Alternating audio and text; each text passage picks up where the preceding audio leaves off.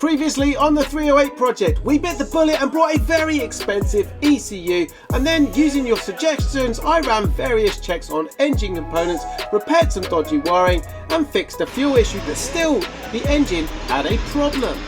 So today I want to try something a little different. Okay, first of all we are going to start off with a nice little update. We're going to attempt to film today, but we have planes, trains, cars, everything going on in the background, so I apologise for the background noise, but we got to get this one filmed. Anyway, I showed you these in the BBI video. They have come out rather well and they smell absolutely fantastic. If you didn't see it, oh, cut it in here. They are absolutely amazing.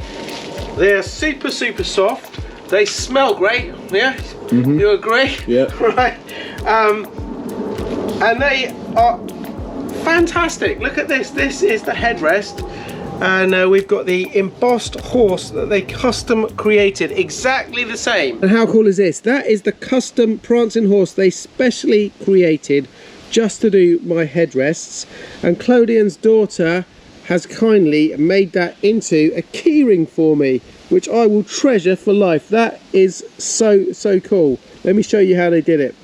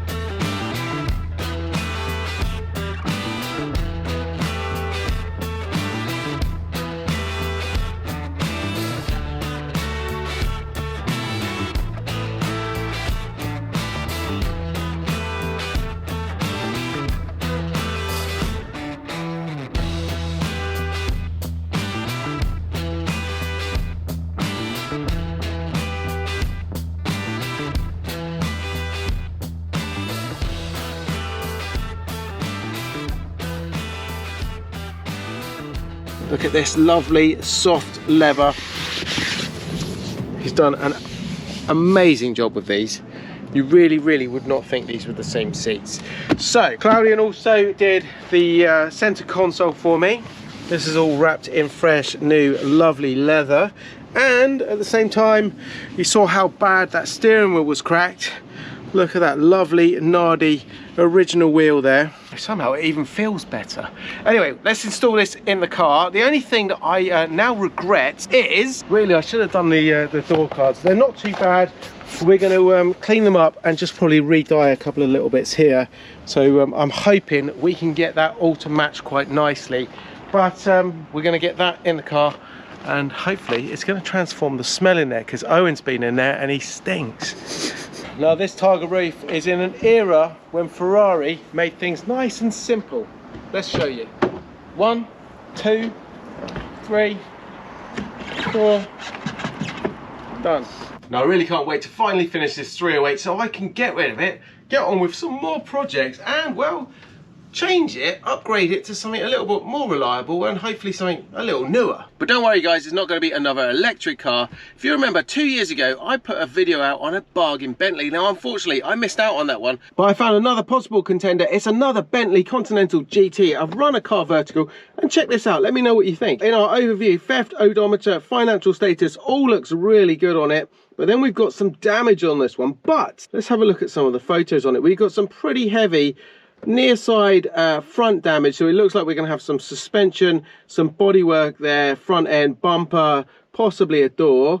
Other side looks great, as does the back of the car. Interior looks amazing. No airbags appear to have gone off. The interior is actually the same as the other car that I liked before, the blue one. Engine looks great, no shunt on the engine. All the dash is good. So yeah, like I say, front and suspension are going to be the problem on that. There's no theft damage on it. Mileage is just 23,000 miles. And well, it's a Cat N, which means it's a non-structural repair. Now, one thing I really like that Car Vertical has started to do now is when I'm buying cars, I always want to know how much the road tax is going to be. And Car Vertical has now started to show that on the report, so it's really good. Specs on the car, standard, continental, GT, and then we've got our timeline, which basically shows us a few number plate changes. Anyway, let me know if you think this could be a good 308 replacement, and if you're buying any kind of car, or if you want to just check your own, make sure you run a Car Vertical, and if you click on my link in the description below, you're going to get a nice little discount on your report. All right, we're going to start with just giving it a bit of a vacuum in here, and then we're going to do the center console, because that is the hardest part of it. Now, fortunately, I filmed it. It wasn't actually for you guys in the last video, it was for me to remember how to put this thing back together, because look at this. We've got so many cables here, so many little connectors and switches, and not only that, I found a few springs and stuff like that where they've fallen apart. So let's put this back together, and if you see, in fact, let's time lapse this though, so we can swear quite a lot when we're doing it, yeah?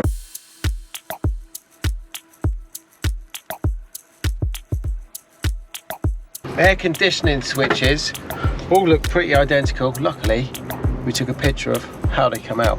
So that bit, does that go like that, or does that go like that? 1, 2, 3, 4, 5, 6, okay. I think that's right, which looks good to me. Then that goes through there, I believe, like so. Then we've got a spacer, which is there, I think, in the middle. Then we got this, and then we got that. Let's see if it works. Yeah? Genius. Cool, right, that's one. And then we got the other blue one. It's just like a little puzzle, really, isn't it? You have to do it in the right order, otherwise you can't access all these screws. It goes around there. Where's our knob? Oh, there it is. That's two. Third one is defroster, which numpty put the things over the bit where it says which defroster, front or back. Can only be one numpty. I would never do such a thing. To be fair, they actually got the same sign. This is a fiddly little job. He who dares, Rodney. He who dares. Okay, so that's three. They are the hard ones. The only problem we've got, some muppet left the clocks at home. Didn't they, Owen? This is skills. Skills. Skills, skills. So we need that on there. We need some glue. These things always come unstuck. I've had so many 308s with those things just hanging off. All right, so this one, I think Owen put together the wrong way around. As you can see, it's making my life really difficult. Why did you do that? Working with a Muppet. Like a glove. Alright, so that goes like that. They go on there. Do they go on there? Someone didn't take note of which way they came off, did they, Owen? There we go. Beauty. Something very satisfying about that. Right, wow. So this connector is for our electric aerial at the back of the car, but it was never working in the first place, and well, it's literally fallen apart, so we're gonna have to buy a new one of these. All right, so that's all of it, apart from our aerial here. So we need some glue, glue that, clean it all up, but that is all back in place. Okay, next is the center console. Now this is a little bit of a struggle. We're gonna do that, then we slide this up through the middle, but it's really, really tight with this in place and that there. So hopefully I will rip this lovely fresh level. This has to go up, that comes through here. Push that right forward into reverse, yeah? Yeah. Now this is the issue, this hits this. Came out with a struggle, but I wasn't worried about damaging the leather. Now I'm really worried about damaging the leather. This is in the way, basically. Well, there's a will, there's a way. All right, roughly there. I need to keep this all loose anyway because we've got to put the clocks in. So the center console is pretty much in. We've left it loose because we've got to put the new aerial motor and the front bit we need to put in. We've forgot the clocks, so we've got to do those as well. So we need all this movable so we can get to the cable. Well, that is in, and that is the main bit we need in to be able to refit the seats, which is what we're going to do now. All right, let's install ourselves some fresh new leather seats. Look how good that looks, man. That's it. Should we bolt them down? Yeah.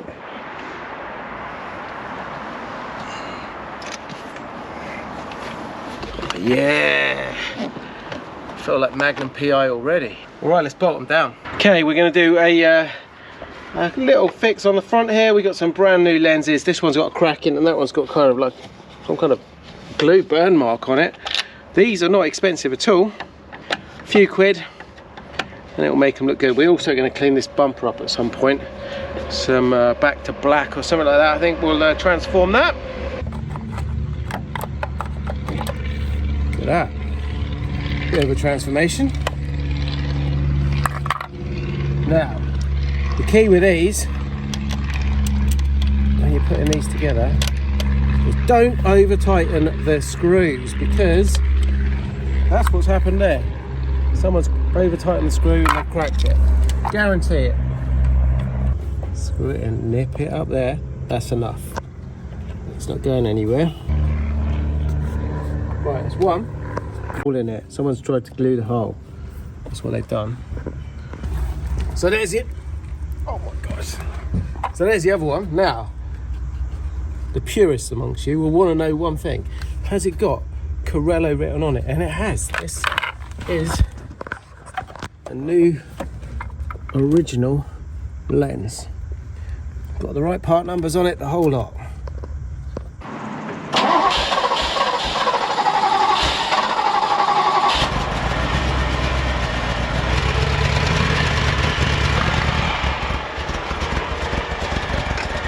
It's quite interesting because it wouldn't start then, right? So I was just literally turning it and pulling that, which is the fuel pump.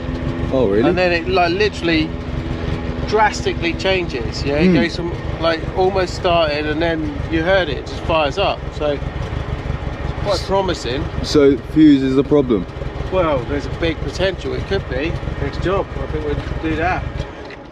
Okay, so here is the plan. These are our fuse boards. As I've said in a previous video, these are notoriously bad for causing kinds of problems as we're experiencing with this 308. Now, as I was starting the car then, and as I have done previously, I've discovered that if I wiggle this cable here, we've got more success starting the car. It goes from literally turning it over to actually firing up. Now, this one is fuel pump. Now, I've said before, it's a bit discoloured in there, but I've had a good look in and I can't see any reason for that being a problem at all. It all looks good in there, but the thing that I wanted to show you guys is this here, this connector. I can actually move it a bit side to side, so it's not fully seated on there. Now, if I compare that to, let's say, this connector here, that's solid. I can't move that at all. So, is this part of our problem? We're going to find out. We're going to change this either way. I'm going to start by removing the complete block. I've taken some pictures and well, I'm going to take a load more pictures before I start taking anything off this. Okay, and these are our replacement upgraded Birdman fuse boards. A lot of people have put these into 308s and other Ferraris using these same kind of old style boards. Now, these are nice in two ways. They are very, very well manufactured. This one is left side, so that's up, so that's going to be that one. And not only that, they get or do away with these old type fuses. We've got these new glass fuses that I've bought and now broken, and we are going to install those at the same time. So effectively, we're going to be making this a little bit more modernized and hopefully a lot more efficient in the process. Now, before I do anything, I'm going to just do a little comparison test. So this is with the old boards.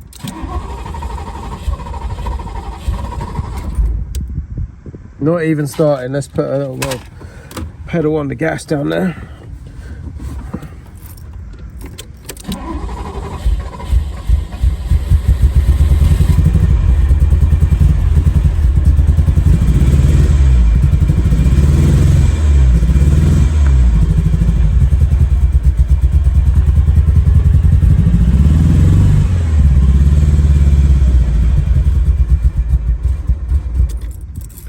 Alright, so let's see if we install these new boards, if it makes any difference.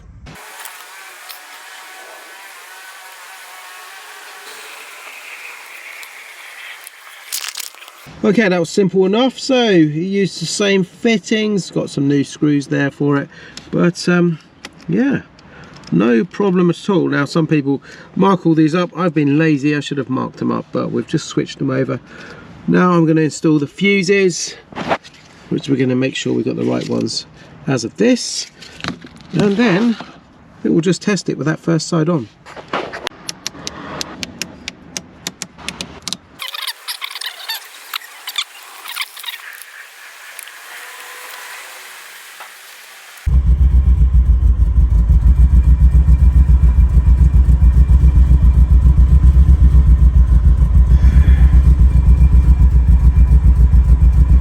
Honestly, definitely doesn't feel any better. This car is a freaking nightmare. Right, let's see if it makes any difference to how it drives. We'll warm it up a little bit. So when it's like low down, I've just got a lag really. It's like it's not firing on all the cylinders again. Backfire, backfire, backfire, backfire. All right, so well, honestly, it's driving. It's kind of cleared itself out a little bit, I think, obviously, where it hasn't been driven for so long. We had a few little pops and bangs to start with, only a couple. When we're in that kind of mid-range, it's sweet. On the low end, it's not picking up fully. It's kind of missing, you can feel it. But once we're in after 2,000, 2,500, it's nice. And then it's holding the revs up a little bit, so it needs a good tune up, but I don't know, we're definitely improving, I think we also need some air in the tyre. We got a bit of a soft corner somewhere.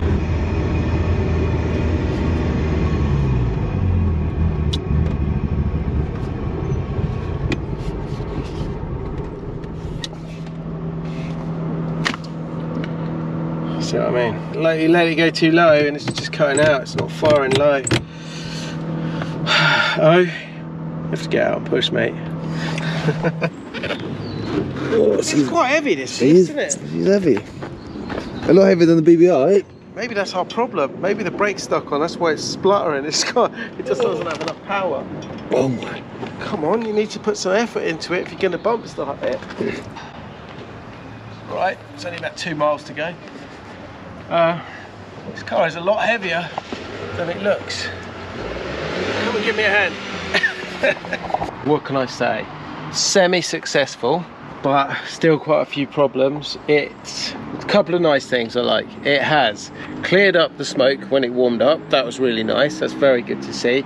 It's now obviously, because all the cold start system has cut off, it's back normal, normal running. It is revving on tick over at almost 4,000 RPM, which is way high. It sounds horrendous, so we're going to try and detune that. It's a little bit lumpy low down, so it's not perfect, it's not sweet when we're going through the acceleration. It's not terrible. It is driving quite nicely mid-range. There's a few things to sort out. I think we've got at least one flat tyre that needs a bit of air, and well, the brakes are gradually getting better as well, aren't they? So we're going to just try and sort out that idling and then take it out for another spin. So first of all, our throttle cable here is quite tight, so we're just going to loosen that off. The only problem is it's extremely hot. Right, we'll take that with us. We can adjust it on the fly if needs be. So that's the first bit, and then we've got another little adjustment over here. I'm just going to back that off a little bit. Shall we see what happens? Let's see if it does fire up.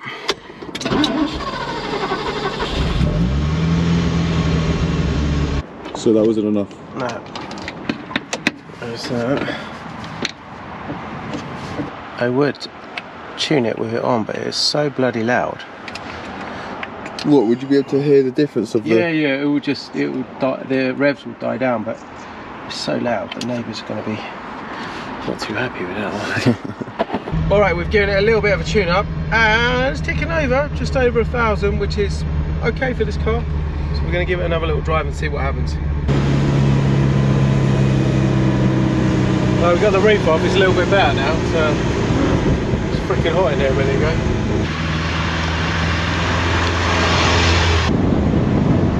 Burning. Me too. Is that burning? You can smell burning. Can't see no smoke.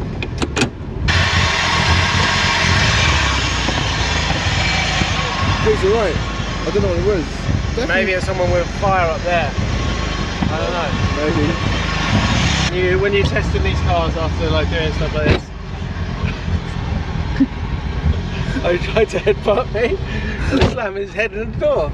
As I said. When you rebuild cars like this, any kind of smell or noise, you start to panic.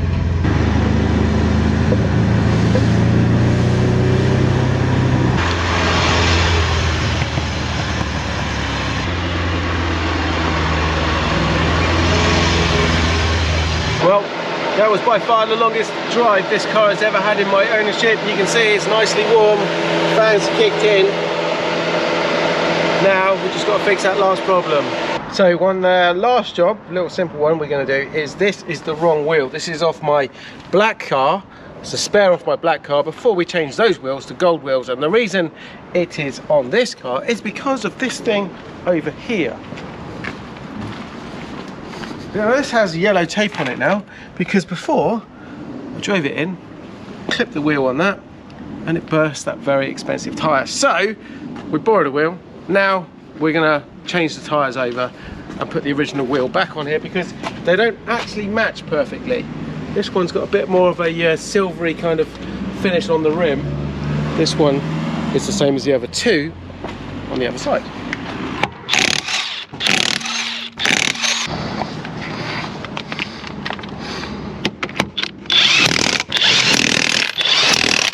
Now I've just gone to put some air in the opposite side wheel and we got another problem. Look at this, the valve has snapped in two. It still works, that bit, but the problem is when I screw this on to add some air, you can hear it just leaks out air, so it won't actually blow up. So we've got to go and get a new valve put in this one. Well guys, I'm really struggling with this 308. If you got any suggestions of what I can do, how I can rectify this engine that is just completely troublesome, let me know in the comments below, because right now all I want to do with this Ferrari is this.